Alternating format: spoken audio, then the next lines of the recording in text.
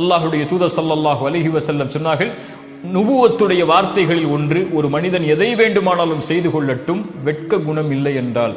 ஆம், ஒரு சமூகம், ஒரு மனிதன் எதை வேண்டுமானாலும் செய்வான், சிந்திப்பான், அவர்களுடைய வாழ்வில் வெட்க குணத்தை அவர்கள் கடைபிடிக்கவில்லை என்றால், அறிஞர்கள் சொல்லுவார்கள், என் சமூகம் அழிந்ததுடைய முதல் காரணமே எதிரிகள் போர் தொடுத்தல்ல, இந்த சமூகத்தில் மீதுள்ள வெட்க குணத்தை, என் சமூகத்தின் வாலிபர்கள், வாலிப பெண்கள் சுமக்கக்கூடிய வெட்க குணத்தை அழித்தார்கள்.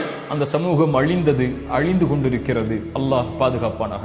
அல்லாஹுடைய தூதர் ஸல்லல்லாஹு அலைஹி வஸல்லம் அவர்களுடைய வெட்க குணத்தை நபித்தோழர்கள் சொல்லுகிறார்கள், அல்லாஹுடைய தூதர் வெட்கம் அடைந்தால் ஒரு புது பெண் திரைக்கு பின்னால் இருந்து எப்படி வெட்கம் அடைவாளோ அப்படி அல்லாஹுடைய தூதர் வெட்கப்படுவதை நாங்கள் பார்த்திருக்கிறோம் என்று. அல்லாஹுடைய தூதர் ஒரு சபையில் அமர்ந்திருக்கிறார்கள். அவர்களுடைய ஆடை கொஞ்சம் விலகி இருக்கிறது. அபூபக்கர் சித்திக் வருகிறார்கள். அல்லாஹுடைய தூதர் அதே நிலையில் இருக்கிறார்கள். உமர் வந்தார்கள், அதே நிலையில் இருந்தார்கள். உஸ்மான் வந்தார்கள், ஆடைகளை மறைத்துக் கொண்டார்கள்.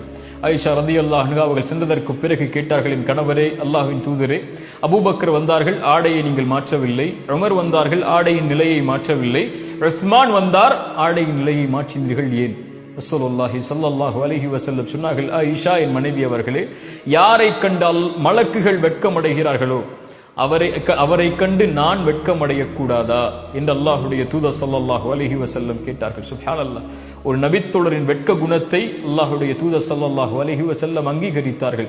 அல்லாஹ் அங்கீகரிப்பதாக, வானத்தில் உள்ளவர்கள் அங்கீகரிப்பதாக அல்லாஹுடைய தூதர் ஸல்லல்லாஹு அலைஹி வஸல்லம் அவர்கள் சொன்னார்கள்.